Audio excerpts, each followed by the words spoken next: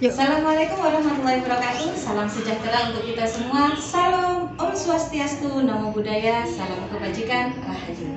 Selamat pagi Bapak Ibu guru di seluruh Indonesia. Pagi hari ini kita bertemu lagi dan saat ini saya sedang bersama Bapak Dr. Ahmad Jailani MPD. Beliau adalah pengawas SMK yang ada di wilayah Kabupaten Sampang, Bapak Ibu. Beliau ini yang paling mengerti Bapak Ibu tentang kurikulum yang sedang marak digalakkan oleh pemerintah saat ini, yaitu kurikulum merdeka. Nah, hari ini kita akan berbincang seru bersama beliau mengenai kurikulum merdeka Bapak Ibu dan bagaimana penerapannya yang sesuai dengan profil pelajar Pancasila. Langsung saja kita sapa beliau. Selamat pagi Bapak. Selamat pagi, Assalamualaikum warahmatullahi wabarakatuh. Bapak, kali ini saya ingin berbincang mengenai penerapan kurikulum merdeka Bapak, yang dimana saat ini sudah ada profil pelajar Pancasila yang harus kita terapkan di peserta didik kita saat ini ya Bapak ya. Kira-kira menurut Bapak, bagaimana benang merah antara kurikulum merdeka dengan profil pelajar Pancasila yang harus diterapkan oleh guru saat ini Pak? Ini suasananya sungguh sekali ya. Iya, sangat panas ya Bapak Ibu ya. Tapi tidak apa-apa, ini tidak akan menyurutkan semangat kita Bapak, semangat saya dan juga Bapak Jailani saat ini ya.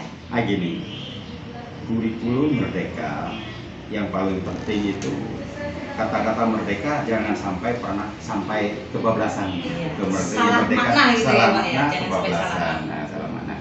Jadi harus tetap pilar pendidikan harus tetap menjadi acuan. Pilar pendidikan itu bahwa mendidik itu kecerdasan dan kedewasaan. Yang pertama itu kecerdasan yang pertama itu kecerdasan spiritual harus tetap menjadi fondasi, menjadi pilar spiritual pilarnya itu. Kedua, kecerdasan emosionalnya, emosional pilar itu. Jadi jangan sampai kebablasan. Jadi harus tetap pada ranah-ranah kecerdasan itu, kemerdekaan belajar itu, merdeka belajar itu. Jadi emosional pilar, kecerdasan emosi itu yang harus ditata pada anak. Setelah spiritual pilarnya, kecerdasan spiritual, kecerdasan emosi. Yang ketiga, pilar yang ketiga itu harus juga yang harus dikuatkan dalam kurikulum merdeka dalam kaitannya dengan profil pelajar Pancasila itu kecerdasan sosialnya. Nah, kecerdasan sosial anak sekarang ini sudah mulai luntur karena anak sibuk dengan gadgetnya sendiri, tidak peduli dengan lingkungannya. Mereka berkumpul tetapi tidak pernah menyatu dalam satu koridor kebutuhan, kepentingan dan masa depan. Tidak pernah ada itu. Menyatu, tidak menyatu. Mereka menyatu tapi bercerai-berai tapi menyatu dalam dunia maya. Nah, itu yang terjadi, itu yang harus diwaspadai, yang harus kita perkuat itu. Itu pilar yang ketiga. Yang pilar yang keempat yang menjadi harus dikuatkan dalam kurikulum merdeka itu kecerdasan intelektualnya. Jadi kecerdasan intelektual itu menurut saya itu masih ada pada pilar keempat dalam suasana. Bukan yang pertama ya Pak ya, bukan yang utama. Fondasinya Pancasila, pilar pembelajarannya, 4 pilar itu kecerdasan. Apa tadi?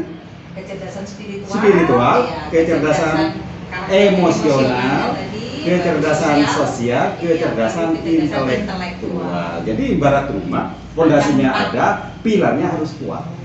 Sehingga akan nampak bentuknya. Itu dari segi proses pendidikannya. Sekarang actionnya apa? Dalam proses pembelajarannya, implementasinya harus perlu juga dipahami apa sih sebetulnya belajar itu.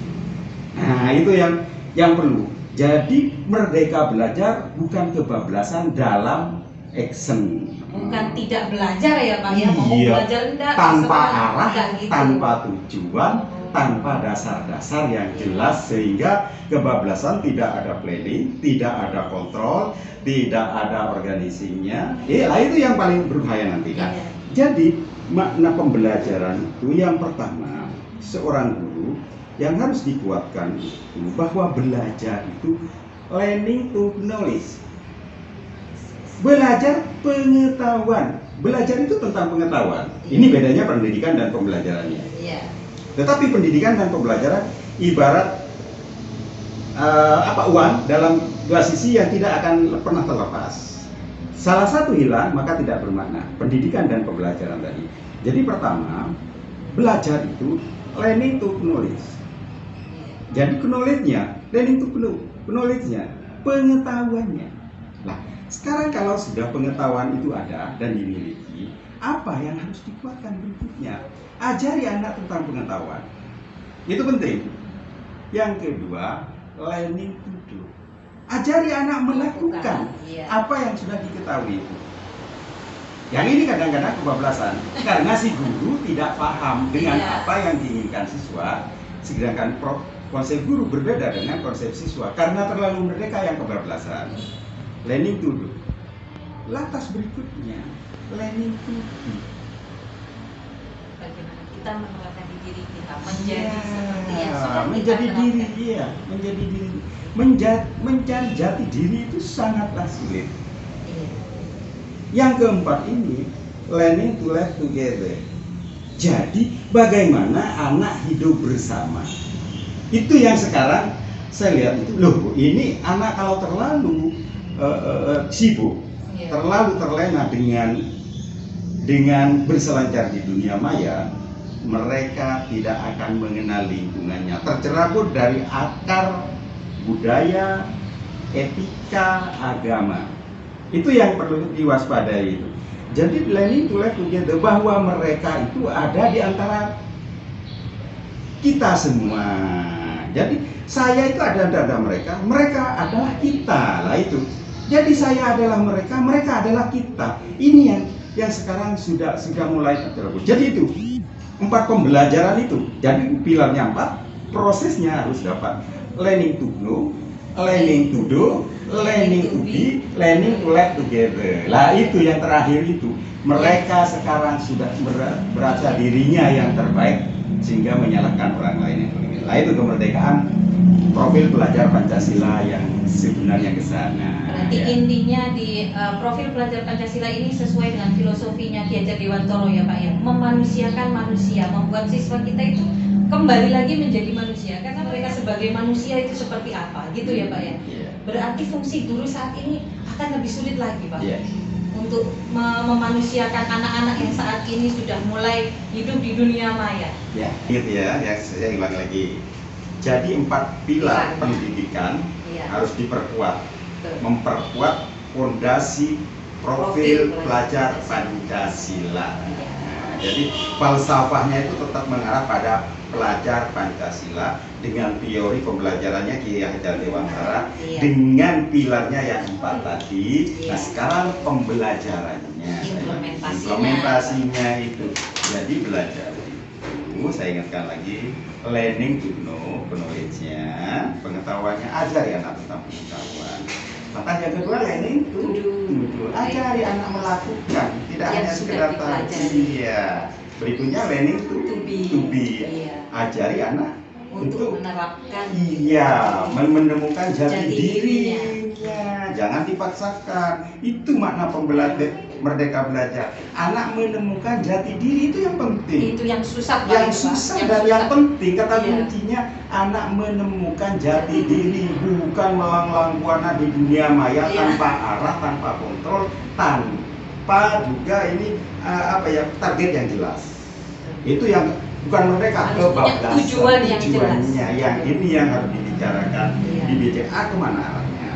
Ya sehingga dengan tiga-tiganya itu nanti setelah anak sudah mengerti, memiliki jati diri, baru belajar hidup bersama, learning to live together. Jadi learning to do, learning to know, to do, to be, to live together. Nah itu makna merdeka belajar yang sebenarnya. Baik, terima kasih Bapak untuk ilmunya. Ini ilmunya sedikit tapi sangat bermanfaat Bapak Ibu, tentang apa itu pondasi profil pelajar Pancasila, pilarnya tadi, terus implementasinya. Dan ini perlu dipahami oleh Bapak Ibu guru yang ada di seluruh Indonesia. Karena kita selaku guru biasanya melupakan apa tujuan pembelajaran bagi anak didik kita ya Pak ya.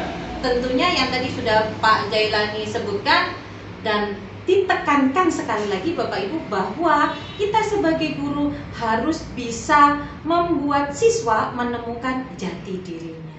Baik, kita akan bertemu lagi di episode-episode berikutnya. Terima kasih, salam pendidikan. Assalamualaikum warahmatullahi wabarakatuh. Waalaikumsalam warahmatullahi wabarakatuh.